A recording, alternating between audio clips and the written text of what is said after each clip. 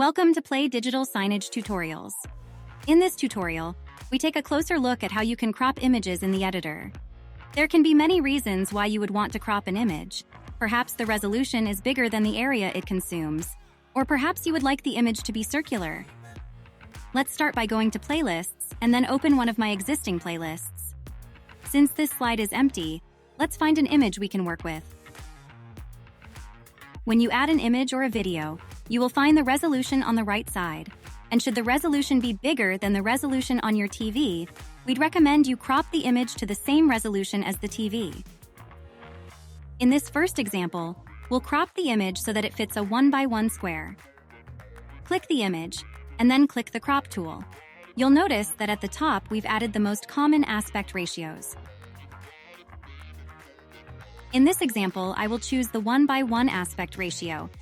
And when I've positioned the cropping area where I want it, I can click Save. I now have a perfect 1x1 image that I can fit inside my frame.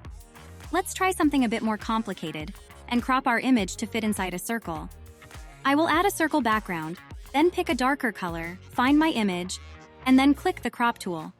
In this example, I will pick the circle and then the aspect ratio 1x1 to make the image fit perfectly in my circle. And again, when I am done, I click Save. Now I have a perfectly circular image that I can position inside my circle. That was all for today. Thanks for listening.